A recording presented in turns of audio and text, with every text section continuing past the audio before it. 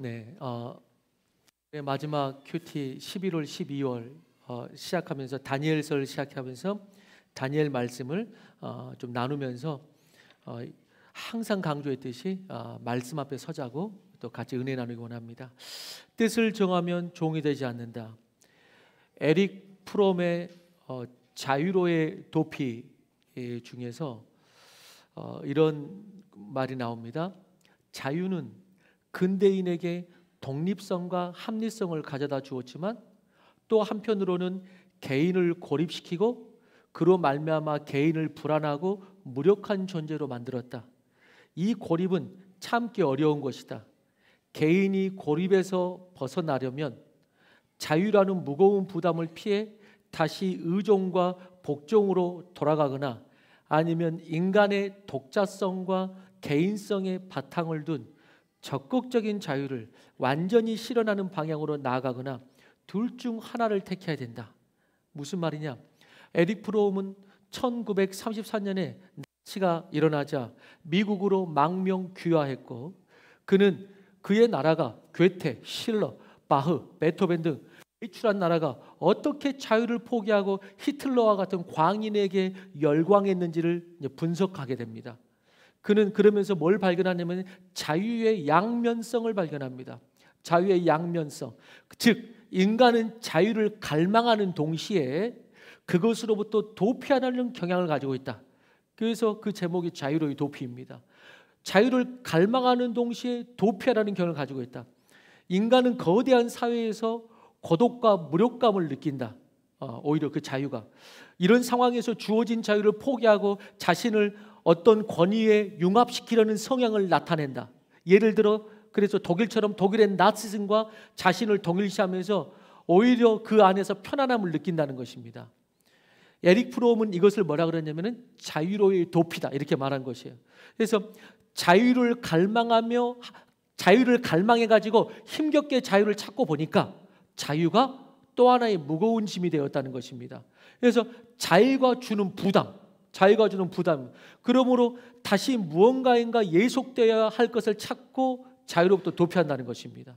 그래서 인간에게는 이 양면성이 있다. 그래서 자유에 대한 갈망이 있지만은 그렇지만은 이 자유가 주는 부담이 있다는 것이죠. 그래서 도피하고 싶어 한다는 것이다. 은근히 그 안에 예속되고 싶어 하는 마음이 또 있다는 것이죠.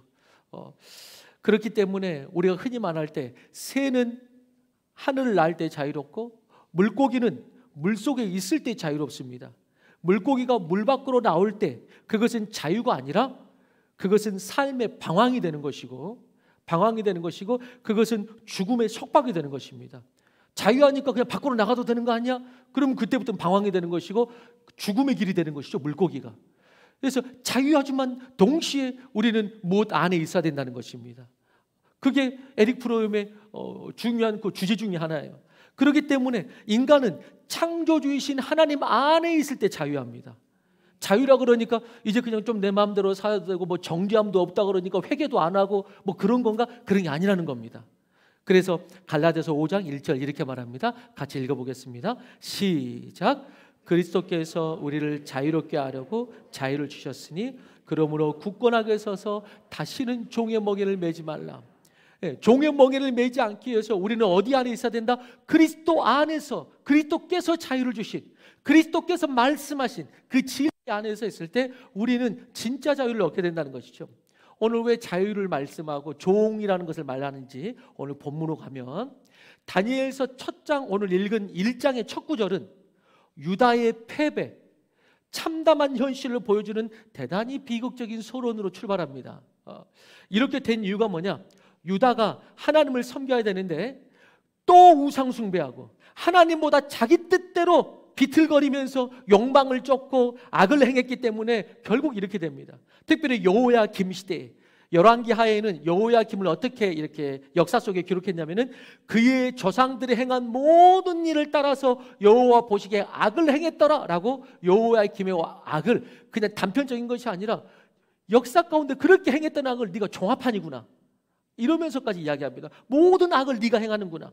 그러면서 오늘 1절에 비참한 현실을 보여줍니다. 여호야김 3년에 바벨론에게 점령당하고 성전은 불타고 심지어는 하나님 믿었다는 그 성전의 기물의 일부가 바벨론의 우상 신전으로 이전하기까지 합니다. 왜 이렇게 하느냐? 당시에는 느부갓네살은 자기가 섬기는 신이 자기 나라 신이 승리했고 그 우월성을 드러내기 위해서 바벨론의 신 앞에 그걸 갖다 놓는 것입니다. 게다가 오늘 중요한 또 이슈 중에 하나가 유다가 바벨론에 그렇게 점령됐을 때에 왕족과 귀족들의 자녀들을 골라가지고 예굽의 인재를 쓰려고, 말이 예굽의 인재지 같이 일꾼으로 종으로 쓰는 거죠. 그래서 종으로 포로로 그들을 잡아오게 됩니다. 그들은 이제 종이 된 것이죠. 거기에 다니엘과 이제 세 친구도 있습니다. 그러나 이런 어두운 시대의 조류 가운데서 다니엘은 결국 이제 믿음을 지켰는데 이스라엘의 패배와 본인 지금 현재의 자신의 상태는 종이고 포로이고 포로로 잡혀가는 그 상황에서도 다니엘은 1절이 중요한 게 아니고 2절에서 이렇게 고백하면서 이제 다니엘서를 시작합니다. 2절에서 오늘 중요한 단어를 제가 1장에서 세 단어를 골라가지고 여러분들에게 말씀을 드릴 것입니다. 그 첫 번째가 2절에서 주께서라고 고백하기를 주저하지 않습니다. 이런 상황 가운데서 다니엘이 주께서라고 말할 수 있느냐 이게. 근데 다니엘은 말합니다. 주께서라고 말하기를 주저하지 않습니다. 이 역사의 주관자가 하나님이심을 다니엘은 고백하는 것입니다. 내 삶의 어떤 상황에서도 주께서라고 고백할 수 있게 되길 바랍니다. 그게 믿음의 사람입니다. 여기에서 우리는 다니엘서의 중요한 주제이자 성경 전체의 주제를 봅니다. 하나님은 만유의 주, 역사의 주관자라는 것입니다. 인생의 생사화 복을 주장하시는 하나님이십니다. 그리고 그 주님을 주님으로 믿고 역사의 주관자로 믿고 내 인생의 주관자로 믿는 다니엘은 그 안에서 어디에 있으나, 지금 어떤 면에서 믿음이 없으면은 주님을 고백 안 할 수도 있거든요. 근데 어디에 있으나 포로로 있는 그 상태, 자기가 심지어 자기 현 상태가 종인데 종이 아닌 하나님의 자녀로서 고백하면서 이 모든 것이 주께서라고 고백합니다. 이 모든 것이 주께서 하는 것이다. 여러분, 성경의 일관된 주제가 이것입니다.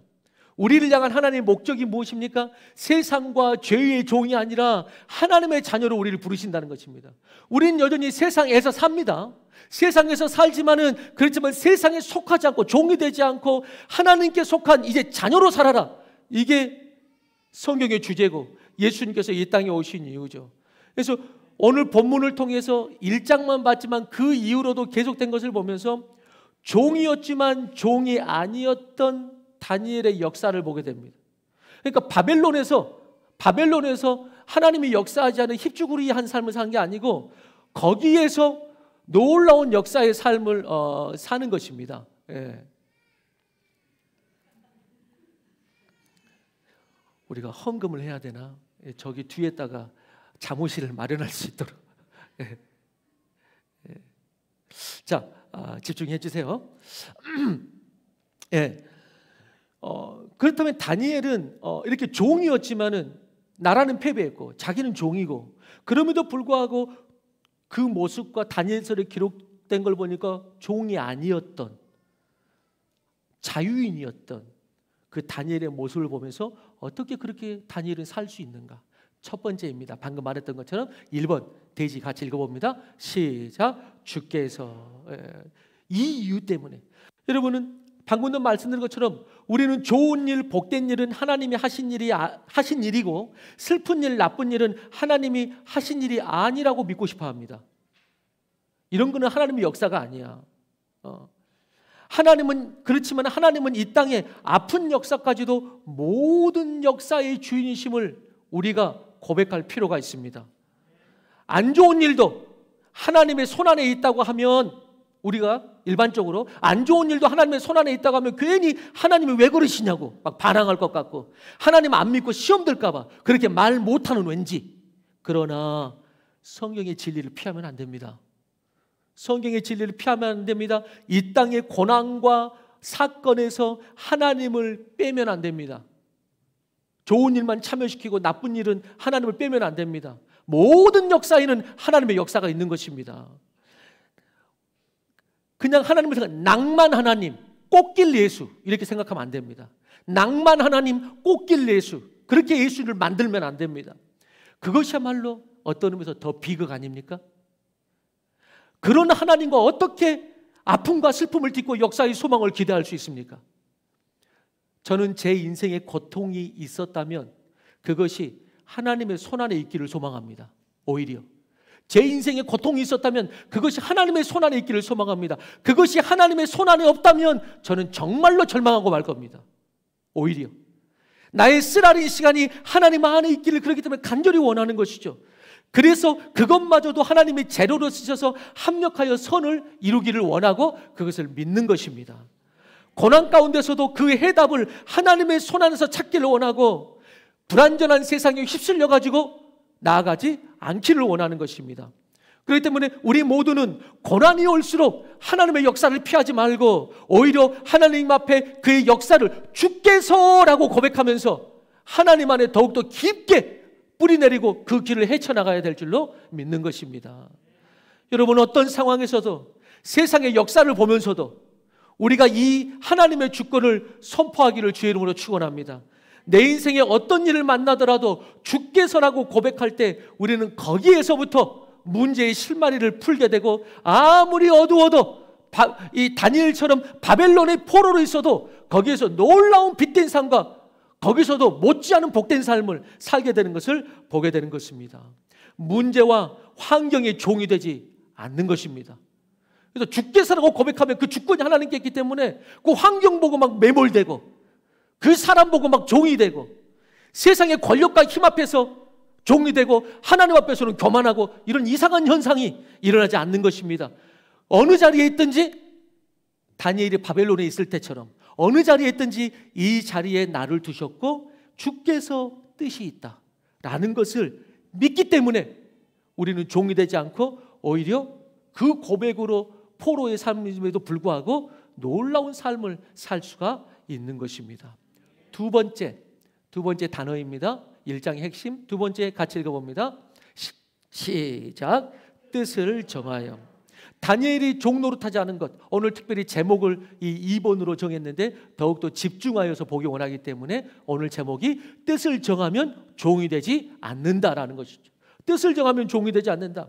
다니엘은 이렇게 어두운 시대의 역사 속에서 주께서라는 하나님의 전체적인 주권을 선포하고 8절에 또 중요한 한마디가 나오는데 다니엘서의 핵심이자 1장의 핵심인데 그런 하나님을 향하여 그런 주권자 하나님을 향하여 내가 뜻을 정했다 이렇게 고백합니다. 내가 뜻을 정했다. 이것을 단어 하나로 말하면 그게 믿음이죠. 뜻을 정한 게 믿음이죠. 그래서 다니엘서의 주제가 이 두 단어에 들어가 있습니다. 주께서 그리고 나는 뜻을 정하여. 또한 우리가 이 고백을 할 수 있어야 되는 것이죠. 내 인생, 우리의 역사 마지막 때에 어떤 상황이 벌어져도 이 모든 것을 주께서 주장하시고 그리고 나는 그 하나님을 믿고 따르기로 뜻을 정했다. 이게 다니엘입니다. 자, 유다의 유능한 소년들이 바벨론으로 잡혀갔습니다. 그리고 그들을 애굽의 인재로 키우기 위해서 세 가지를 하는 것을 볼 수 있습니다. 첫 번째, 갈대아 사람들의 학문과 언어를 익히게 하고 지적인 영역에서 바꾸는 것이죠. 그 다음에 이름을 바꿉니다. 아예 근본적인 민족의 정체성을 없애는 것입니다. 그리고 오늘 특별히 한 사건에 주목하죠. 뭘 하게 합니까? 왕의 음식과 그가 마시는 포도주를 먹게 합니다. 오늘 본문에 이 사건에 집중합니다. 그러나 다니엘의 세 친구는 그걸 거부합니다. 포로로 잡혀서 음식을 거부하고 다른 것을 요구한다는 것은 쉬운 일이 아닙니다. 먹지 말라고 하는데 먹고 싶은 것도 아니고 먹으라는데 그것도 좋은 걸로. 그런데 그걸 거부하는 것입니다. 믿음의 사람들은 좋은 것이어도 하나님의 뜻이 아니면 먹지 않는 것입니다. 분명히 아셔야 됩니다. 세상 가운데서. 여러분, 포로로 잡혀서 그렇게 쉽지 않지만 다니엘은 뜻을 정했기 때문에 그렇게 합니다. 자신을 관할하는 환관장에게, 환관 중에서도 장입니다. 이 사람은 환관장에게 나는 왕의 진미를 먹지 않겠다, 우상에게 바쳐진 음식을 먹지 않고 채소를 먹겠다고 요구합니다. 그리고 제안합니다. 열흘 동안 고기 반찬을 먹은 다른 소년들과 비교해보고 결정해달라고 당당하게 또 합리적으로 요구합니다.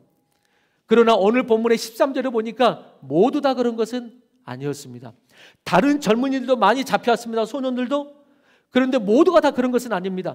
다니엘과 함께 잡혀온 다른 소년들은 바벨론의 요구에, 바벨론이 세상을 상징하죠. 세상의 요구에 대항하지 못하고 타협하고 자신들의 신앙을 타협하고 이양 나라도 망하겠다. 그런데 잡혀왔는데 대우도 해주고, 그리고 어떤 요직에 앉히려고 교육도 시켜주고, 왕과 함께 막 진미를 먹게 해주고, 얼마나 좋아요. 그러니까 이곳에서 차라리 성공할 수 있는 길이 열려 있잖아요. 그들은 이 하나님을 따르지 않았어요. 뜻을 정한 사람은, 우리는 여기서 한 가지를 간단하게 먼저 한번 보기를 원하는데, 여러분, 뜻을 정한 사람은 옆 사람 때문에 흔들리지 않습니다. 다니엘과 세 친구는 그 많은 사람 중에 다수가 아니고 소수였습니다. 오히려 많은 사람은 그 길로 갔습니다. 그렇지만은 다니엘은 흔들렸나요? 뜻을 정한 사람은 옆 사람 때문에 흔들리지 않습니다. 다 저렇게 가는데 나만 믿는다고 되는 건가? 여러분, 그렇게 하지 않습니다. 그렇게 하잖아요. 친구 따라 강남 간다고 옆 사람하고 시험 들면 함께 시험 들고, 시험 든 사람하고 이야기하면 또 함께 시험 들고, 넘어지면 같이 넘어지고. 여러분, 우리의 믿음의 중심을 하나님께 두시기를 주의 이름으로 축원합니다. 다니엘은 그렇지 않았습니다. 오히려 그랬겠죠. 이러지 말고 우리 함께 하자고 말했겠죠.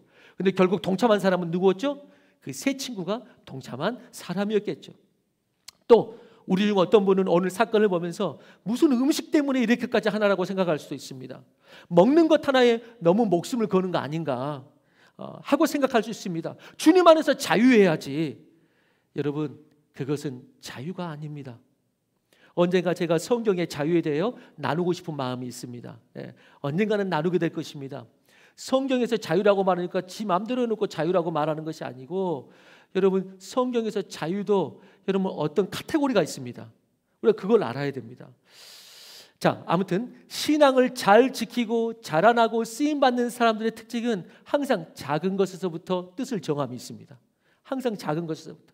일상에서 하나님과 동행하지 않고 작은 것에서 그냥 뭐 이런 것 가지고 그러냐고, 하나님이 이런 것 가지고 뭐 그러냐고, 그래서 큰 일에서는 하나님을 의지하고 그러지 못한다는 것입니다. 여러분, 정말 뜻을 정한 사람의 특징이 뭐냐면은 작은 것부터 충성한다는 것이 그의 뜻을 정한 사람의 특징입니다. 그런데 뜻을 정한 것 같은데 사실은 그렇지 않은 사람의 특징이 뭐냐면은 다음 순간 안 합니다. 감정적입니다. 그 다음에 결단이 굳질 않습니다. 그래서 뜻을 정한 사람의 이 사람은 진짜 뜻을 정했구나 특징이 뭐냐면은 작은 것부터. 누가복음 16장 10절입니다. 같이 읽습니다. 시작.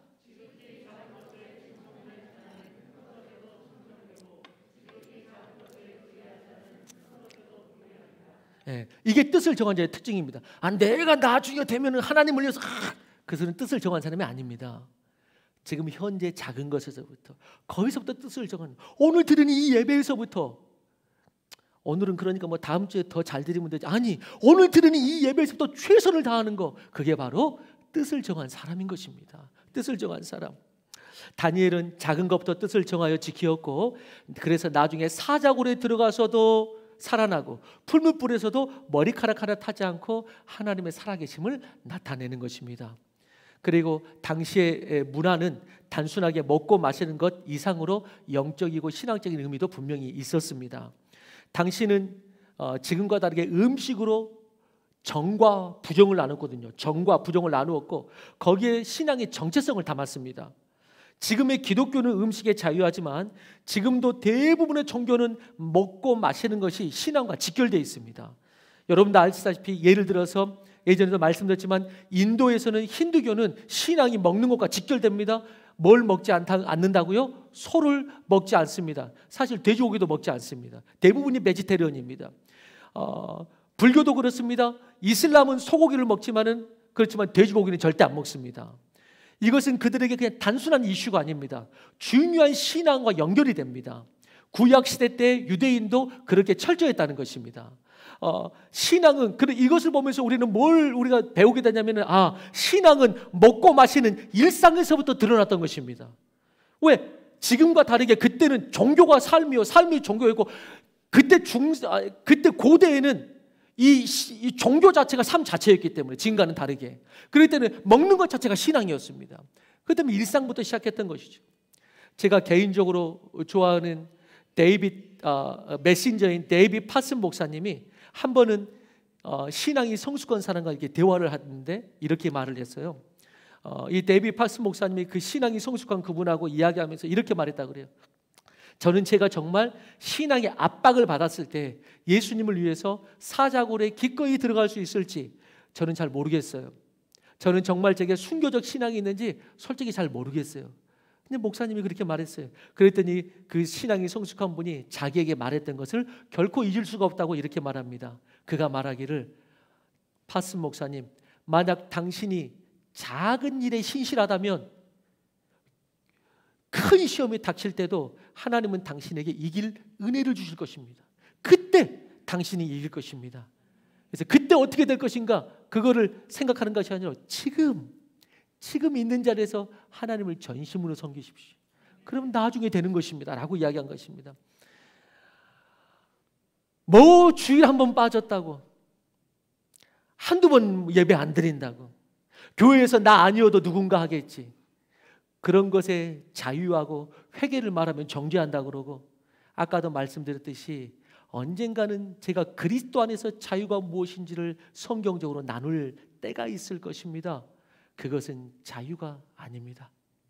분명히 회개하고 주님 앞에 돌아와야 합니다. 분명히 회개하고. 그렇습니다.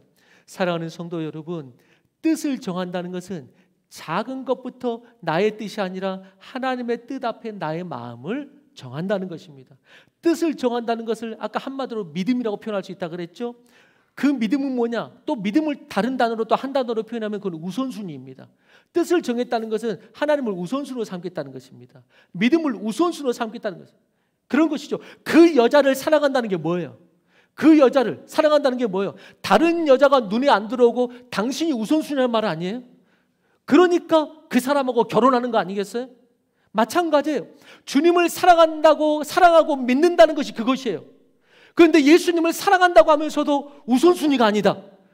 그러면 사람끼리도 그런 사람이 사랑한다고 말하면 사람끼리도 안 믿거든요.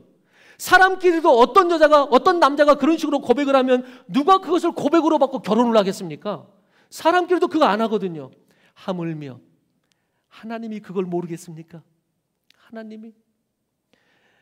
여러분, 그러므로 뜻을 정한다는 것은 그 무엇보다도 하나님을 바라보는 것이요, 뜻을 정한다는 것은 먼저 그의 나라와 그의 의를 구하겠다는 마음이요, 뜻을 정한다는 것은 세상을 의지하지 않고 하나님을 의지하겠다는 것이요, 뜻을 정하는 것은 어려울수록 먼저 기도하겠다는 것이요, 비록 지금 바벨론에 있지만, 지금 비록 이 세상에 살지만 그리스도인으로 나는 살겠다는 선택이요, 우선순위요, 믿음인 것입니다. 이게 뜻을 정하는 것이에요. 그렇기 때문에 뜻을 정하면 종이 되지 않습니다. 뜻을 정하면 종이 되지 않아요. 다니엘이 뜻을 정하니까 포로가 되지 않았습니다. 사실 신부는 포로인데, 종인데. 여러분 보세요. 여러분 다니엘을 보면 오늘 본문과 그리고 그 이후에도 이제 다니엘서를 보면 다니엘을 보면 포로 같은 모습이 보이는가? 여러분 발견할 수 없을 겁니다. 포로 같지 않아요. 바벨론으로 종으로 사는 것 같습니까? 지금 다니엘이? 아니면 하나님의 자녀로 사는 것 같습니까? 여러분 본문의 이야기를 만들어가는 오늘 이야기 음식을 가지고 하나의 사건이 벌어지고 있는데, 본문의 이 이야기를 만들어가는 것은 왕도 아니고 황관장도 아닙니다. 뜻을 정한 다니엘로 인해 황관장의 마음이 바뀌고 환경이 변하기 시작하고 왕도 바뀌고, 누가 포로고 누가 황관장인지 모릅니다. 지금 다니엘이 황관장의 말을 듣고 있는지, 황관장이 다니엘의 말을 듣고 있고 담대하게 나가니까 왕이 다니엘을 인정해주고 완전히 바뀐 것입니다. 그래서 뜻을 정하면 뭐가 되지 않는다? 종이 되지 않는 것입니다. 뜻을 정하면 종이 되지 않습니다. 뜻을 정하지 않으면 바벨론에 안 잡혀왔어도 세상의 종이 되는 것입니다. 뜻을 정하지 않으면 돈의 종으로 살고 사람의 종으로 살고 세상의 종이 되는 것이죠. 돈의 종이 되면 11조 절대 못하거든요. 돈의 종이 되면 11조 절대 못합니다.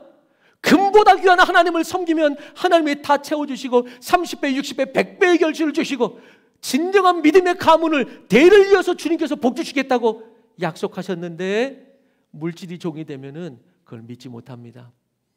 당장 그 물질 붙들고 살기 때문에. 여러분, 물질의 종이 되지 말고 거룩한 비전으로 오히려 물질을 다스리게 되기를 바랍니다. 그래야죠 축복이 있습니다. 이 11조의 정신과 꼭 11조를 말하는 것이 아니라 모두 물질에서 그 정신과 축복을 안다면 11조나 물질은 시험이 아니고 감사와 축복의 통로가 됨을 믿으시기 바랍니다. 이게 다른 것이거든요. 조금 힘 있다고 하는 사람들의 말에 움직이지 마십시오. 세상에서 여러분, 그리스도인은 말단 직원이어도 종으로 일하지 않습니다. 먹고 살기 위해 하는 수 없이 일하는 그런 거야가 아니고 거기에 세우신 하나님의 뜻을 믿고 직장인 선교사로 나가는 것입니다. 이 돈의 종이 되고 이 직장에 그냥 종이 돼서 나가는 것이 아니고 아무리 말단 직원도 하나님의 이름으로 일하는 것입니다. 하나님의 자녀로서. 어떤 사람은 시간의 종이 되기도 합니다. 시간의 종. 항상 바빠서 기도할 시간이 없다고 합니다. 예배도 때로는 못할 때도 있습니다. 공동체와 함께 하지도 못합니다. 그런데 보면은 솔직히 말하면 저를 봐서도 할 거 다 합니다. 그렇다면 다른 것도 안 하느냐가 아니고 할 거 다 합니다. 그런데 기도할 시간은 없다고 그래요. 사실은 아니죠. 예. 여러분, 마틴 루터는 이렇게 말했어요. 나는 오늘 다른 날보다도 더 많이 바빠서 조금 더 기도한다, 이렇게 말했어요. 왜? 그 바쁜 스케줄이 내 힘으로 안 되니까 하나님 뜻 가운데 이루어 달라고 그렇게 고백한 거예요. 각자마다 이렇게 종 노릇하는 취약한 부분이 있을 거예요. 어떤 사람은 돈에, 어떤 사람은 남자에, 여자에, 어떤 사람은 자녀를 너무 사랑해서 사랑을 넘어서 자녀의 종이 되는, 그러기도 하고, 어떤 사람은 TV는 나의 목자시니 내가 부족함이 없으리로다. 그래서 TV와 보내는 시간이 가장 많아요. 여러분, 그 사람이 어디에 종인가 보려면은 많은 것 중에 이것도 저는 참고할 수 있다고 생각해요. 그 사람이 어디에 종인가 보려면은 그 사람에게 주어진 시간 중에 뭐를 가장 많은 시간을 쏟고 있나 보면은 거기에 종입니다. 기도 단 몇십 분, 단 몇 분 주님의 교회에서 나와서 할 시간은 없지만은 TV는 몇 시간을 보거든요. 그게 TV의 종인 것입니다. 그렇지만 하나님의 말씀 가운데 있고 순간순간 주님께 동행하려고 그러고 그건 다른 것이죠. 아니, 무엇보다 스스로가 스스로의 종이 되지 않길 바랍니다. 스스로가 스스로의 종이 돼 내 생각, 내 뜻, 내 고집이 교만한 자리에 올라가지고 하나님의 뜻을 따르지 않고 스스로의 종이 되어 사는 것입니다.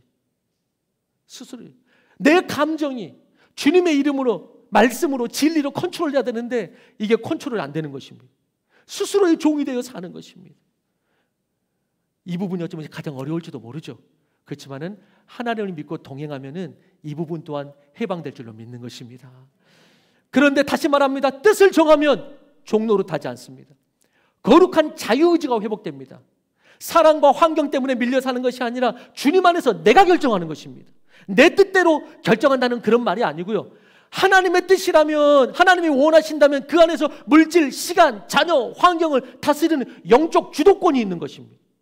영적 주도권. 그게 자유거든요. 그게 뜻을 정한 사람이에요. 예전에 대구의 그 전 시장, 지금은 시장이 바뀌었지만 권영진 시장이 있었습니다.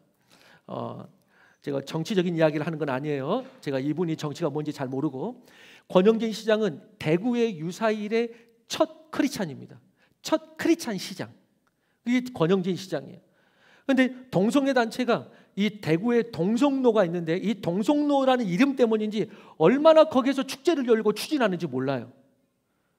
그러나 권영진 시장은 자신이 있는 한 결코 동성애 축제가 열리지 못하도록 할 것이라고 공개적으로 자신의 뜻을 밝혔습니다.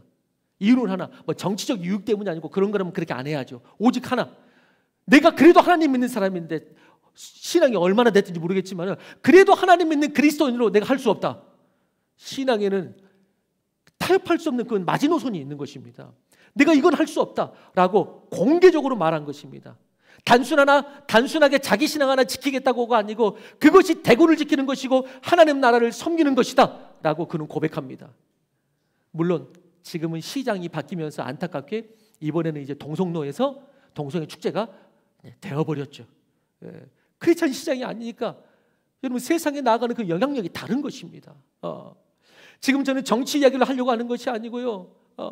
여러분, 이 사건을 통해서 그리스도로서 뜻을 정한 결정을 하는 것이 쉽지 않을 텐데, 여러분, 결정은 내가 하는 것입니다. 다른 사람이 하는 것이 아니고, 내가 하면 그것 때문에 포로로 잡혀갈 수도 있고 정치 인생이 어떻게 될지도 모르지만은, 그렇지만 그래도 결정은 내가 하는 것입니다. 그리스도인으로서 그는 결정한 것입니다. 여러분, 세상에는 지금도 하나님 앞에서 이렇게 뜻을 정하고 세상의 종노릇하지 않고 자리의 종노릇하지 않고 물질의 종노릇하지 않고 하나님의 나라의 물줄기를 잇는 자들이 있습니다. 여러분, 바벨론은 아까 말씀드렸듯이 세상을 상징하거든요. 세상에 함몰되지 말고 어디에 하나님의 사람으로 그리스도인으로서 뜻을 정하고 종노릇하지 않기를 주의로 축원합니다. 그 삶이 얼마나 멋집니까? 자유합니까? 얼마나 담대합니까? 묶여있지 않잖아요. 어둡지 않잖아요. 세상 어느 곳에 있어도 하나님의 자녀로 하나님의 나라를 수행하면서 뜻을 정한 자들을 하나님께서는 결코 버려두지 않으십니다. 결코 버려두지. 그것이 바로 오늘 마지막 대지입니다. 하나님이 오늘 1장에서 중요한 단어 하나를 더 보자면 9절입니다. 9절 우리 3번만 대지를 읽어보겠습니다. 시작. 하나님이. 자, 9절에서 어떻게 시작하냐? 이제 하나님이라고 말하면서 이제 하나님이 어떻게 일하신지 그 일하심이 나타나기 시작합니다. 하나님의 주권, 주께서라고 인정하고 거기에 나의 뜻을 정하였다라고 하니까 9절에는 이제 하나님이 하면서 하나님의 일하심이 나타나기 시작한다는 것입니다. 그래서 1장을 묵상하면서 이 세 단어가 계속 묵상이 되었고 이 세 단어가 중심인 것 같아요. 2절에 주께서 어떤 상황 가운데서, 8절에 그리고 그 주님께 나는 뜻을 정하여, 그랬더니 9절에 하나님이 하셨다. 이 세 가지. 저를 한번 따라서 해보세요. 주께서 뜻을 정하여, 하나님이. 이게 1장의 주제 단어인 것 같아요. 오늘 중에 마지막으로 볼 말씀은 주님의 주께서라고 주님의 주권을 인정하고 어떤 상황에서도, 그리고 거기에다가 내가 뜻을 정하니까 그 다음에 마지막으로 하나님이 어떻게 하셨는가, 그걸 마지막으로 나눕니다. 간단하게 첫 번째 같이 읽어보겠습니다. 하나님이 어떻게 하셨는가. 첫 번째 작은 1번.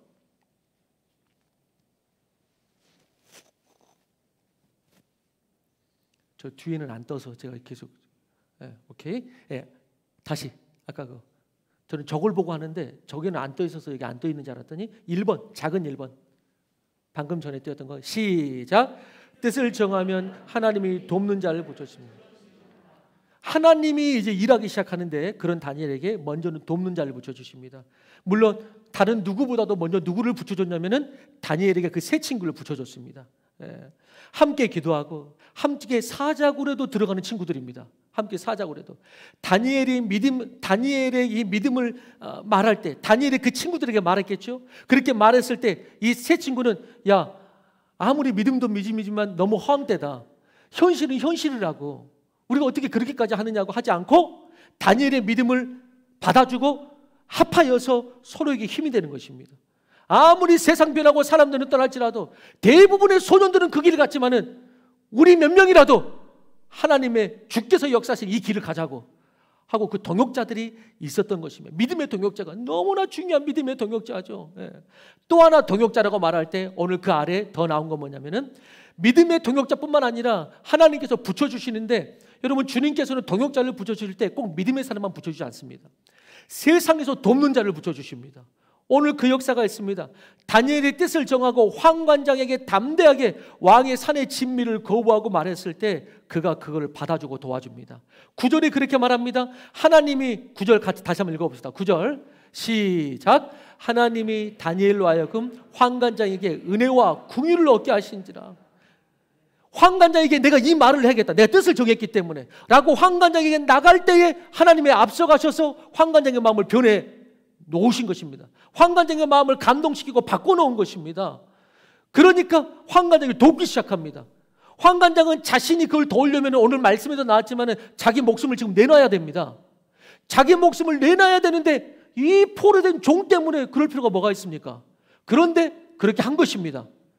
종 때문에 목을 내놓고 황관장이 다니엘을 돕습니다. 놀라운 돕는 자들이 붙습니다. 2번째입니다. 또 두 번째 뭐가 있나요? 뜻을 정하니까 하나님이 어떻게 하셨느냐. 시작. 뜻을 정하면. 지금 다니엘의 세 친구에게 가장 필요한 게 뭡니까? 우리가 알다시피 지금 이 사건 내에서 다니엘에게 세 친구에게 가장 필요한 것은 황관장에게 왕의 음식을 소년들과 자신들의 얼굴을 비교해 보라고 했고, 지금 그들에게 무엇보다 필요한 건 뭐냐면은 얼굴에 윤택이 나는 것입니다. 건강이 지금 가장 필요합니다. 건강이 가장 필요합니다. 드디어 열흘 후에 다니엘과 그의 친구들은 다른 왕의 포도주와 진미를 먹은 사람들과 비교했을 때 훨씬 얼굴이 좋았습니다. 얼굴이 아름답고 살이 윤택했다고 말합니다. 그러므로 오늘 결론은 채식을 합시다가 아니고, 채식을 합시다가 아니고, 이렇게 설교한 목사님도 제가 본 적이 있는데, 물론 요만큼 의미가 있지만은 그건 중심이 아니죠. 여러분, 실제로 채소를 먹은 것 때문에 얼굴빛이 좋았다라가 아니고, 여러분, 그럼 뭐 고기 먹은 사람은 얼굴빛이 안 좋습니까? 고기를 먹은 사람은? 시골에서 나물 반찬만 먹는 사람의 얼굴이 좋던가요? 도시에서 고기 반찬 잘 먹는 사람의 얼굴빛이 좋던가요? 여러분, 다른 것입니다. 여러분, 성경이 말하고자 하는 것은 채소냐 고기냐가 아니죠. 다니엘의 얼굴빛을 좋게 하는 근본적인 이유는 뭐예요? 다니엘의 얼굴이 윤택이 난 것, 그의 인생이 이렇게 된 것, 성경에 그의 이야기가 이렇게 실린 것, 그 모든 것이 뭐예요? 다니엘이 하나님 앞에 뜻을 정했고 하나님이 함께 하셨기 때문입니다. 그렇기 때문에 얼굴이 좋은 것이죠. 흔들리지 않는 믿음의 결단. 뜻을 정하니까 뭐가 있어요? 마음이 불안하지가 않죠. 믿음의 결단이 있죠. 왕 앞에 나가도 담대하죠. 그런 사람의 얼굴이 힙죽으로 하겠어요? 그런 사람의 얼굴이 어둡겠어요? 염려하지 않죠. 만약에 우리 채소를 먹으면서 먹고 살이 안 오르면 어떡하지? 이러다가 죽는 거 아니야? 고민하고 항상 마음이 염려하고 먹는 건 풀밖에 안 먹었더라. 그럼 어떻게 되는 거예요, 얼굴이? 그러면 차라리 그냥 안 믿고 고기 먹는 게 더 낫습니다. 다니엘은 채소 때문이 아니라 그의 뜻을 정하고 흔들리지 않는 믿음. 그거 불안하지가 않아. 담대해. 하나님이 또 함께 해주시고 하나님께서 이렇게 은혜를 부어주시니까 여러분 얼굴에 빛이 나는 것입니다. 얼굴에 윤택이 있는 것입니다. 주일에 피곤한데 교회 가면 언제 쉬어? 저는 여러분들이 주일에 늦잠 자고 놀러 간 사람보다 얼굴빛이 더 좋기를 주의 이름으로 축원합니다. 그래야죠. 그래야죠. 아무리 마사지 샵에서 두들겨도 하나님이 한번 쓰다듬어 주면 그게 얼굴빛이 나는 것입니다.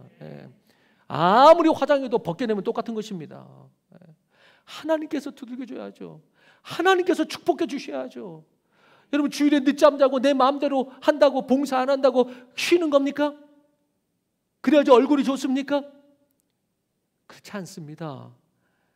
늦잠 잔다고 얼굴이 좋아진 것이 아니고 하나님을 섬길 때에 주님께서 그 필요를 채워주시고 얼굴이 달라지게 하시고 삶이 달라지게 하는 줄로 믿는 것입니다. 마지막 세 번째입니다. 같이 읽어봅니다. 뜻을 정하면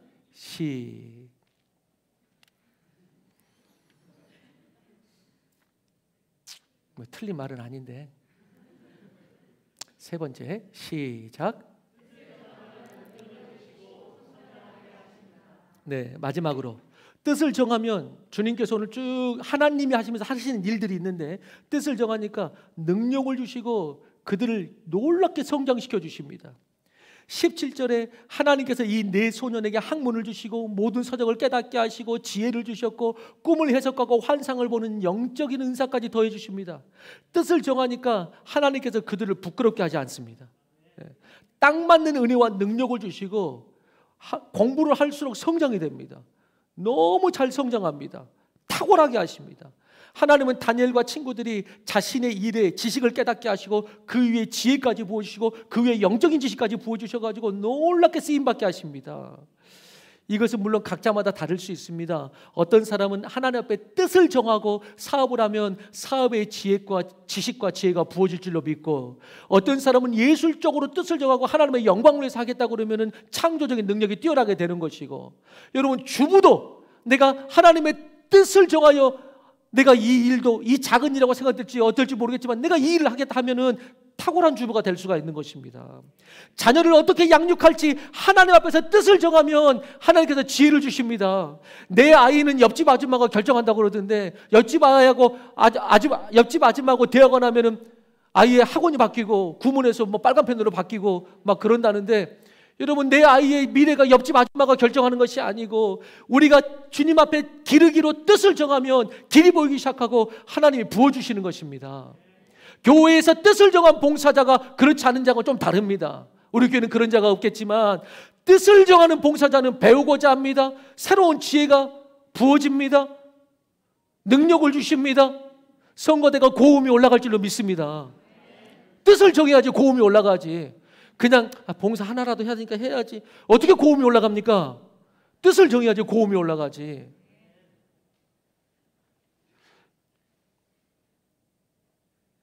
고음이 올라갈 줄로 믿습니다.